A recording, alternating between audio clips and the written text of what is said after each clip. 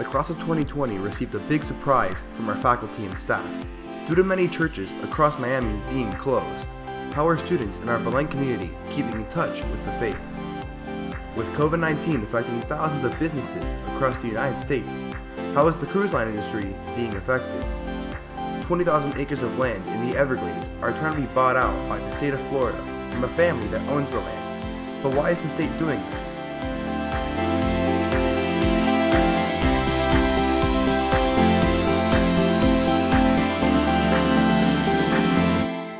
Hey Wolverines, welcome to this edition of WBLN News. We hope you're all keeping safe. This past Sunday, faculty and staff went all around Miami to surprise our senior class. Here's Adrian Ponce with more.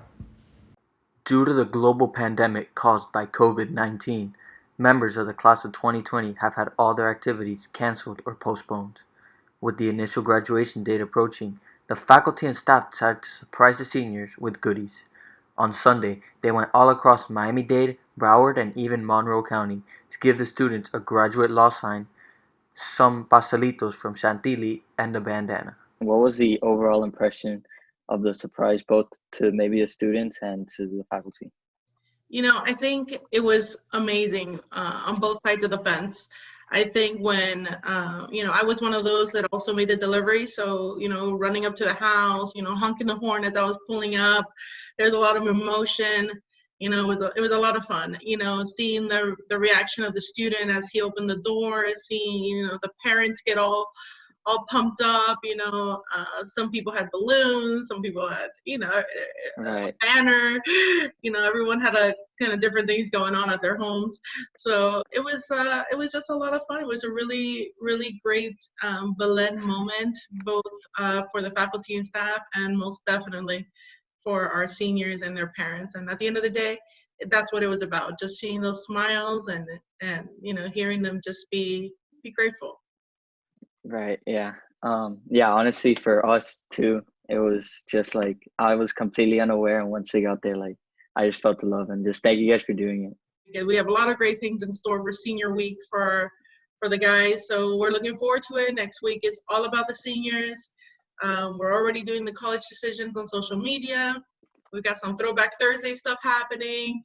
Trying to make it as unique and special for our seniors as possible, given the situation. Students were able to interact with teachers face-to-face at a safe distance and enjoyed the gesture in these rough times.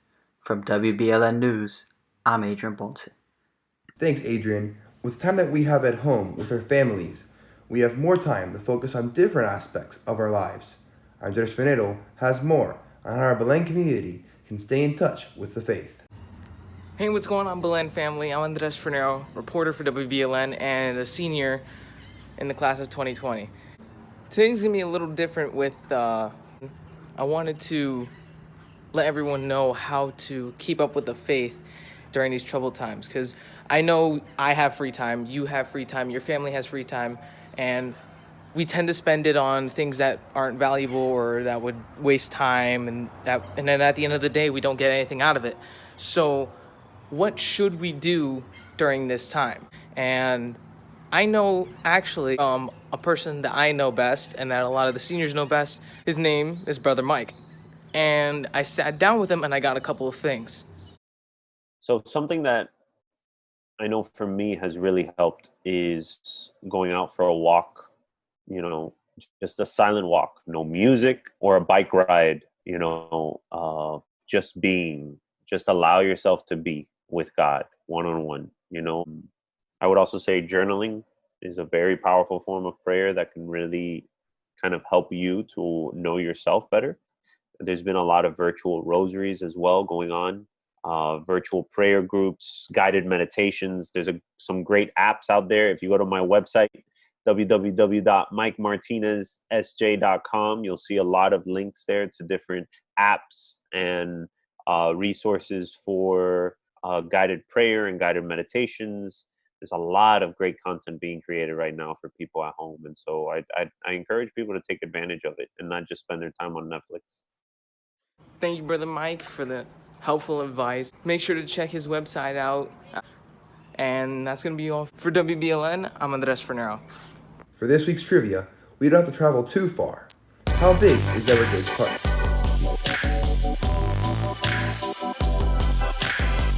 The answer is 1.5 million acres. Speaking of the Everglades, the state of Florida is trying to purchase 20,000 acres of land from the families that wish to drill oil.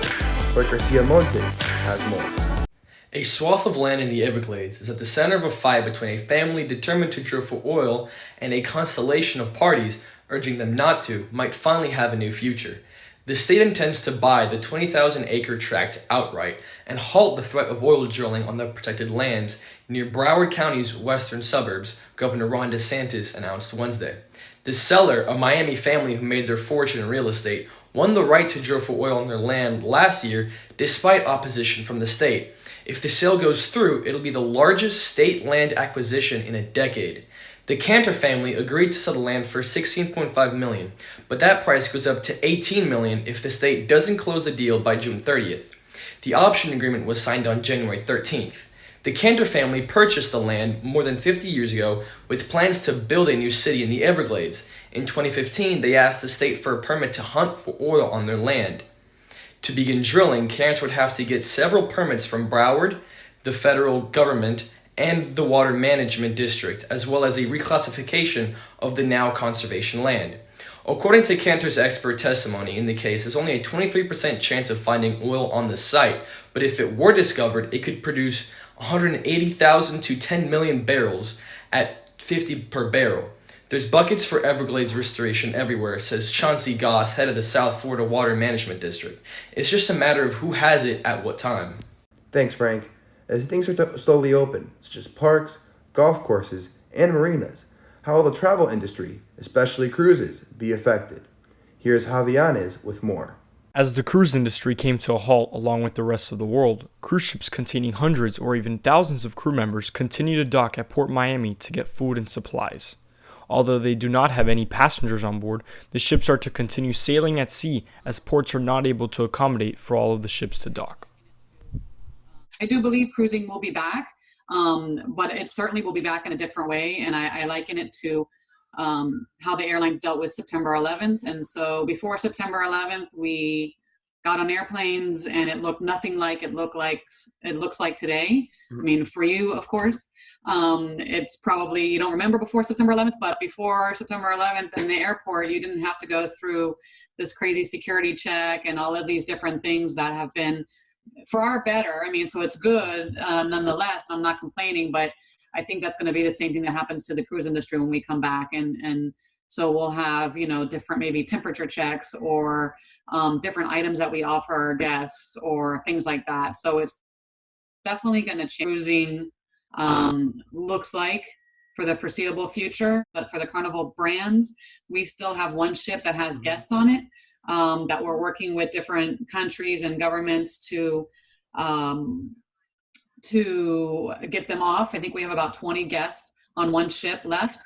Otherwise, we are working to get our crew members home. And so because of the restrictions with airlines, et cetera, we've had to now use our ships to get our cruise lines, or our cruise members home rather than through the airlines. As society longs to get back to normal everyday life, hopefully the cruise industry will also be able to do so in the near future, considering its major impact on the global economy. For WBLN, I'm Javianes.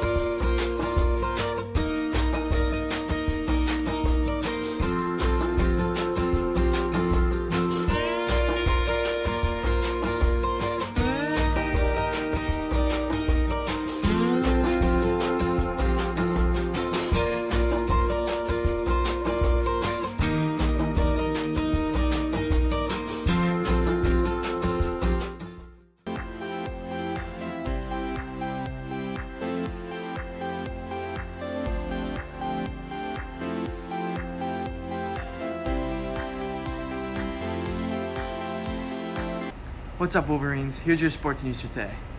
The NBA is considering finishing out the season in Disney World if the coronavirus threat lessens and it becomes safe to play.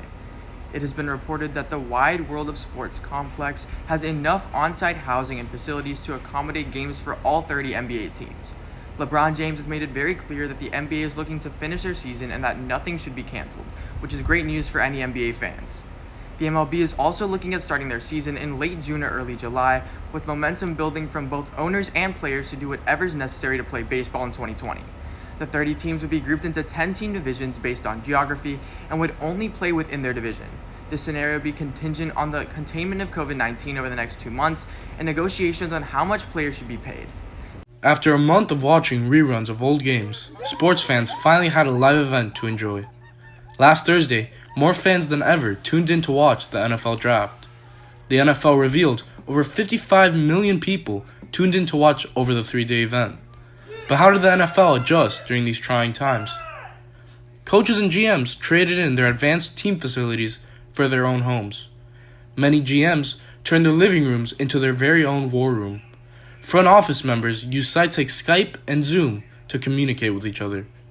Once the pick was in, NFL Commissioner Roger Goodell would announce the pick from his very own basement, and the newly drafted player would receive a phone call from the team's GM. Head coaches and GMs looked happy as they were able to share this experience with their families. I spoke with Nicholas Fernandez to share his thoughts on this year's draft. I thought it was a really enjoyable time for everybody to watch, to see their favorite teams pick who they think will change the team next year, and something to take our mind off all the hardships that we've been facing throughout these last couple of months. And it's something really exciting, and something to just look forward to next year, just to have fun with everybody in the family. For WBLN, I'm Luis Gutierrez. That's all for sports. Now back to George. Thanks, Chris. That's our news for today. Remember to follow us on YouTube, Twitter, Instagram, and Facebook. Stay home, stay safe, and stay golden, Wolverines.